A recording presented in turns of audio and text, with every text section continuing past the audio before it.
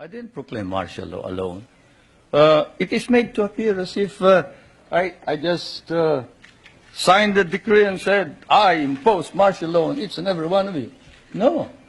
I asked the legislature to please pass a law proclaiming martial law because there was anarchy in the country.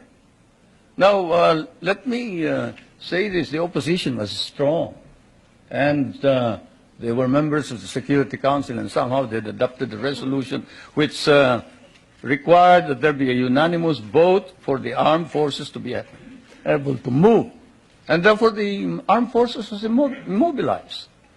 At the same time, I asked the opposition party to come and join me in a coalition government. I offered one half of the cabinet. And of course, they laughed at me and said, why should we join you? We're going to take over the government. By the time you are through with the exercise, you're dead, politically and otherwise. And they refused to join me. I asked the advice of the judiciary. I asked the Supreme Court justices, the Court of Appeals justices, and the members of the private sector. And all of them told me there's only one man who can proclaim martial law, and that is the President. And you are it. You are the only one who can proclaim martial law. This is why I must carry this particular mark in our history. I could not have transferred it to the legislature. Why? Because the legislature did not have the power. What does the Constitution provide? The President shall be the Commander-in-Chief of the Armed Forces of the Philippines, and he may order the armed forces out to quell any disorder, riot, rebellion, invasion, insurrection, and in case of invasion, insurrection, rebellion, or imminent danger thereof, when the public safety requires it, he may suspend the privilege of the writ of habeas corpus or proclaim martial law throughout the Philippines or any part thereof. What does that provision provide? It provides that only the President can proclaim martial law. I repeat, that is why I have to assume responsibility. And I am not one for shirking duty. The people said there was necessity for proclaiming martial law. And the people said, you are the only official who can proclaim martial law. So I proclaimed martial law. And I sincerely believed that it was necessary to proclaim martial law to install order and stability because there was complete anarchy throughout the country at the time. Now, therefore, at that particular period, what was the status of our government? Our government was immobilized, impotent. The armed forces could not move out. The industry was not at all in any way moving. There was no income coming into government. Everybody was running away. They burned the U.S. Partly burned the U.S. Embassy, tried to burn it anyway. They tried to kidnap the American ambassador. American ambassador was Ambassador Byroad. And they tried to kidnap our foreign minister, Romulo, whom you just saw today. And I told him, you better disappear because I will not ransom you.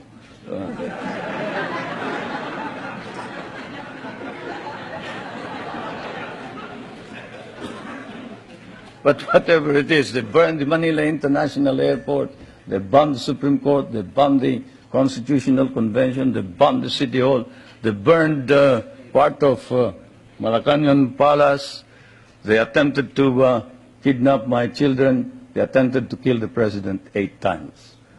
There was, of course, an attempted assassination against the First Lady. You all know about that. And this required that I immediately act on it, and so I did. Now, we established land reform. We were fighting a group known as the Hukbalahap, Hukbong Nagpapalaya ng Bayan. It was socialist inclined.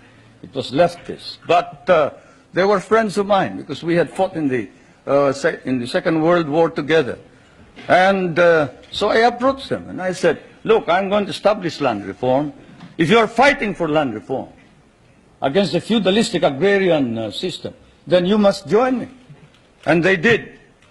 I want to introduce to you the leader of that rebellion, who is now present and is a part of the government, Mr. Luis Taruk.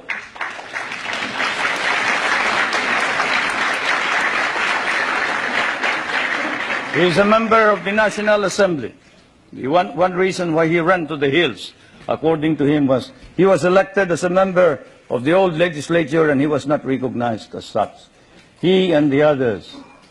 Now I want to introduce to you another leader of the Free Farmers Federation, which is also composed of farmers who wanted reform, but who are fighting for reform, but who are now joining in the effort to establish political stability and economic prosperity throughout the country, and who was Dean of the College of Law of the University of Ateneo, but abandoned his deanship in order that he may join in the effort to attain the noble mission of this new society. I refer to National Assemblyman Jerry Montemayor,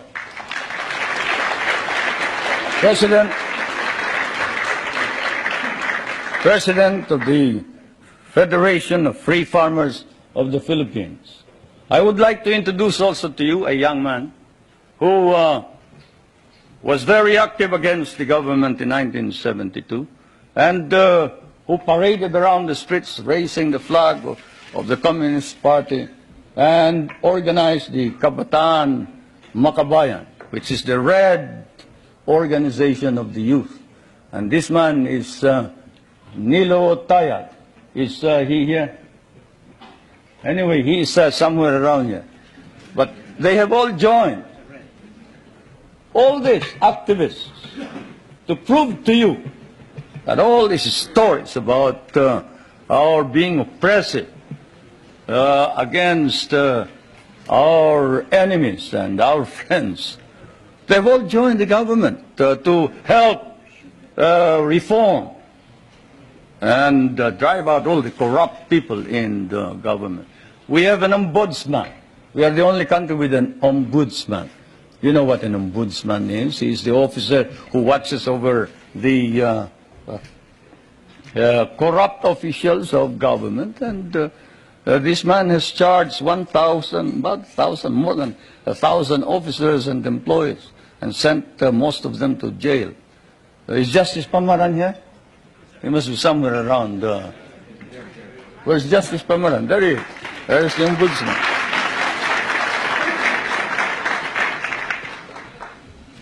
And we have not deprived anybody of private property. On the contrary, while we are a free enterprise society, we have an egalitarian base. We recognize private property, encourage private initiative. And our Constitution explicitly recognizes the importance of developing the national economy and protecting the patrimony of the nation. In line with this, the National Economic and Development Authority has been created for the purpose of planning and coordinating economic development plans. I chair that Economic Development Commissioner. Now, I did not come all the way here to recite these basic facts to you, but it is best that we wrote this at once, they form an important background of understanding the developments in my country. Relations between the United States and the Philippines now span, I'd say 84 years if you mark the Battle of Manila Bay, 184 years perhaps if you mark the brig Salem, from Salem, which when it returned to Salem brought back hides, indigo, lumber, pepper, and paid 24,000 in tariff duties. Many things don't change, not even tariff duties.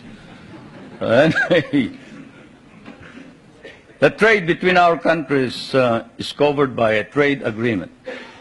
The military and security matters are covered by 3 agreements. Those agreements are, and I will now ask our friends in my staff to distribute these agreements to you, or as many as can receive them. These agreements are the Mutual Defense Pact, the military assistance agreement and the military facilities agreement, which is due for review this coming year. President Reagan and I have agreed with the members of our cabinet that the review will start in April, probably we'll finish it by August. Through it all, our relationships develop in a way unique to nations so disparate in size and circumstances and so distant from each other. The direction which American colonization took in the Philippines in the political, economic, and military cultural spheres were such that for us, relations with the United States would remain crucial for a while.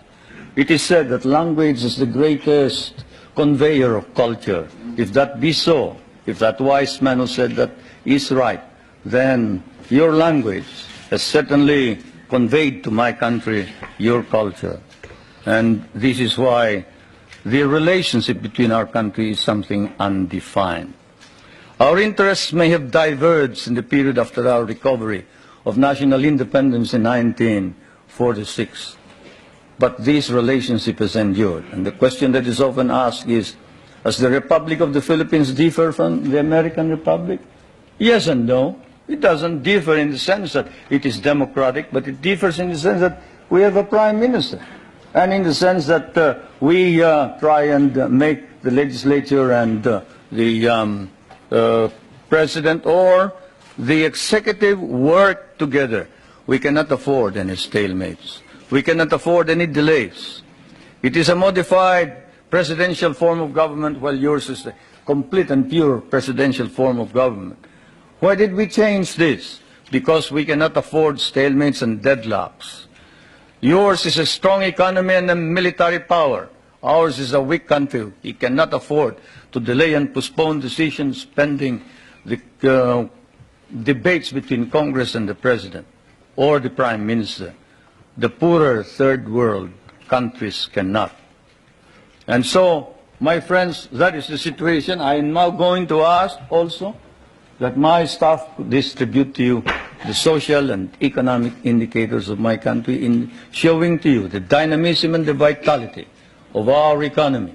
We have changed our economy such that we hope to be able to be self-sufficient. We were importing rice before. The last time we imported rice was in 1976, 77. We paid $500 million for that rice. Today, we are exporting rice to our neighboring countries. And the per capita income was about $200. Now, it is more than $800 per capita income. The gross national income has increased 5 times. I need not go any further. I'll wait for the questions, and now I am ready for interrogation.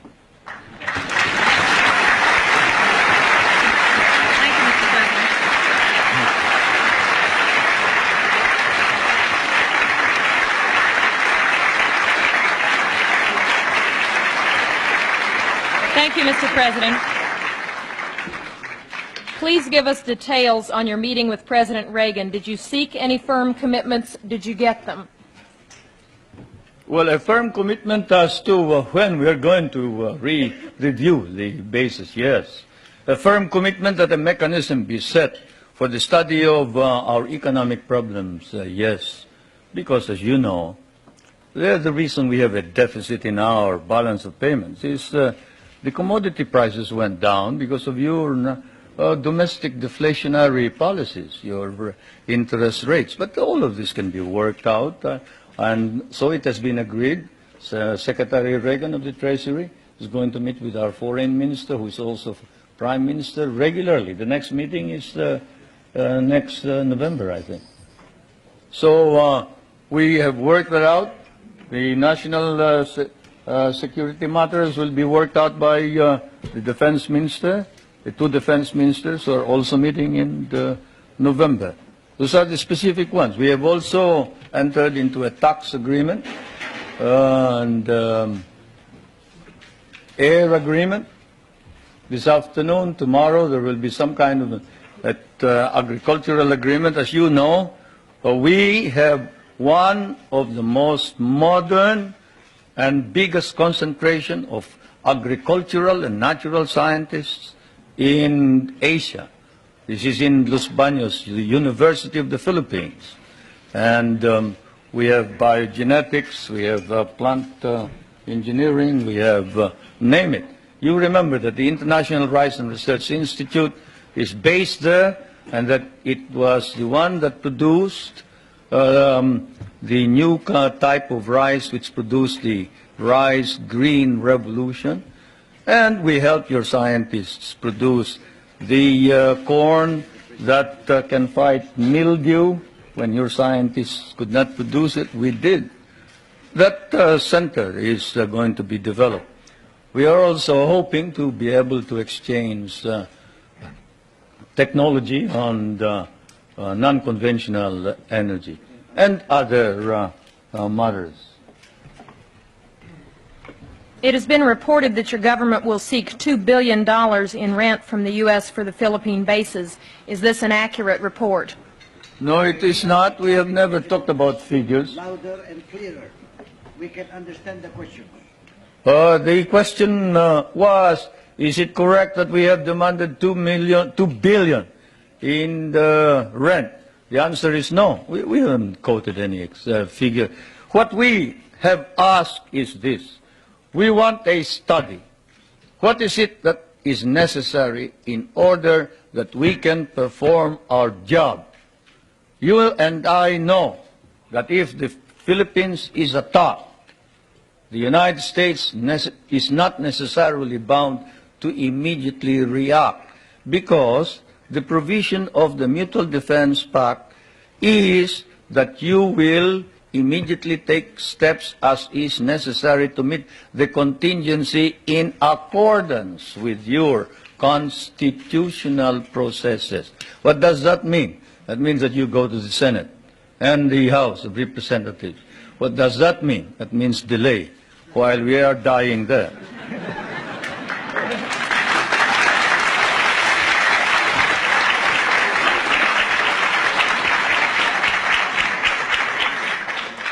Most of our allies in Europe, concerned about resisting communism, give the U.S. free bases and even share the cost. Why shouldn't we expect the same kind of cooperation from the Philippines instead of demands for more rent? Well, for one thing, you haven't exactly paid for what we lost in the last war. If we must make an accounting, 75% of our cities were devastated in the last war.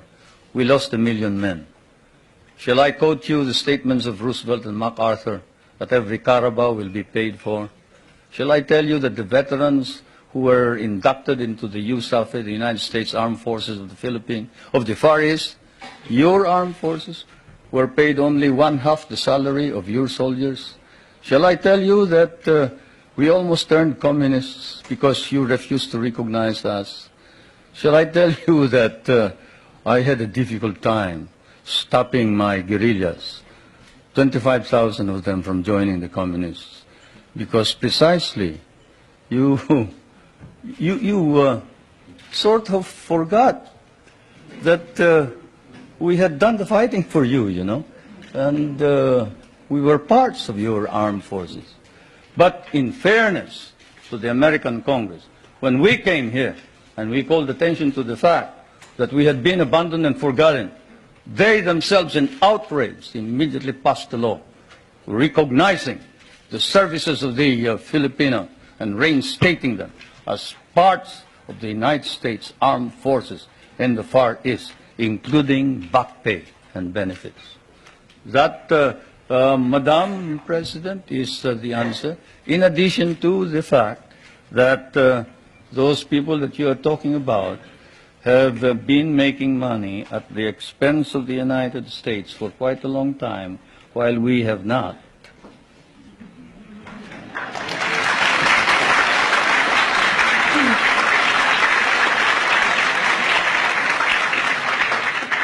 After the attack on Pearl Harbor, U.S. bases in the Philippines could not be defended. Why should we expect that in another war these bases would be more reliable? That's one of the questions that I wanted to find out.